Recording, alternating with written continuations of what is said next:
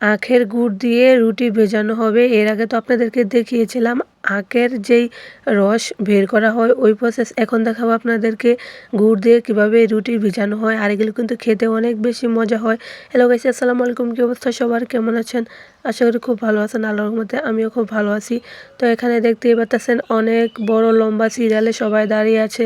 কেউ তো এখানে আখের রস দিয়ে নিয়ে যাচ্ছে, আবার কেউ তো এখানে গামলা ভর্তি রুটি নিয়ে দাঁড়িয়ে আছে। আর এক একজনের পর এক একজন কিন্তু এই গুড় দিয়ে নিয়ে যাচ্ছে। আমি কখনোই এত মানুষ একসাথে দেখিনি, তো আজকে প্রথম এত মানুষ দেখলাম। আর ওই দিন আমরা গিয়েছিলাম, কিভাবে রুটিতে গুড় মেশানো হয় ওইটা আপনাদেরকে দেখাবো। আমিও কখনো দেখিনি, তাই সরাসরি ওই দিন চলে গিয়েছিলাম। আচ্ছা, আপনাদেরকে বলবো, আমাদের আঞ্চলিক ভাষায় না মিঠাই বলা হয়, ওই মিঠাই আর কি। তো আমি এখন থেকে ওইটাই বলবো।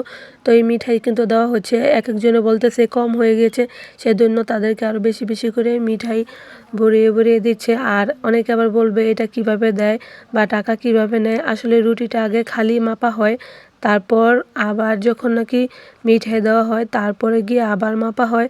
শুধু মিঠাই দেখালে তো চলবে না। ওইদিকে আমার ছেলে, আমার বোনের ছেলে, তারা দেখুন খালি মাপবে, কত খেলাধুলা করতেছে। আর আমার ছেলেকে তো গাড়ি দিচ্ছে না। আমার ছেলে দেখুন কি কান্নাটাই না করতেছে। তো আমাকে দেখে আমার বোনের ছেলে গাড়িটা দিয়ে দিয়েছিল। আর আমার ছেলে দেখুন না মুখটাকে কিভাবে করে রাখতেছে। তো যাই হোক, আবার চলে যাচ্ছে ওই গুড়ের কাছে। তো দেখুন এখানে কিন্তু এই যে মেশিন, এই মেশিনের সাহায্যেই কিন্তু আখ থেকে রসটা বের করা হয়। আসলে খালি চোখে দেখলে হয়তো কেউ এই গুড়টা খাবে না, এতটাই নোংরা পরিবেশ মনে হয়। যাই হোক, এটা আর বেশি দেখালাম না। দেখুন না এখানে কত লোকজন, সবাই দাঁড়িয়ে আছে। তো এখানে কিন্তু এখনও মিঠাই ভালো করে হয়নি, তারপর আর একটু জাল করতে হবে। এর মধ্যে কারোর যেন সহ্য হচ্ছে না, তাড়াতাড়ি দেওয়ার জন্য সবাই তাড়াহুড়ো লেগে দিয়েছে, যেন কি একটা অবস্থা। যাই হোক, দেখুন এক একজনে কিন্তু এক এক সাইজের রুটি এনেছে, যার যেটা ইচ্ছা আর কি। এই তো শেষমেশ আমার ভাইও দিয়ে দিচ্ছে। তো এতক্ষণ অনেক লোকজন ছিল, সেজন্য বলতেছে যে আমি একটু পরেই দেব। তো এই তো আমার আব্বা ভাই মিলেও কিন্তু রুটি দিয়ে আনেছে, আর আমরা সবাই মিলে এই রুটি খেয়েছিলাম। তার সাথে আমার শ্বশুর বাড়িতেও নিয়ে এসেছিলাম শ্বশুর শাশুড়িকে দেওয়ার জন্য।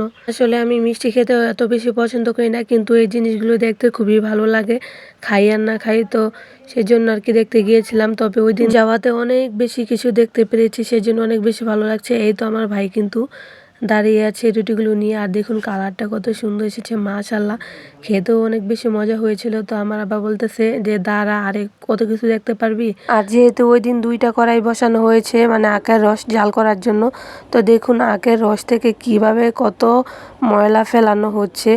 আর এই সব ময়লা ফেলানোর পরেই কিন্তু আখের রসটা একদম পুরো পিওর হয়ে যায়। যাই হোক, কেমন লাগলো ভিডিওটা অবশ্যই কিন্তু কমেন্ট করতে ভুলবেন না। আজকের মতো ভিডিওটা এখানেই, আল্লাহ হাফেজ, সবাই ভালো থাকবেন।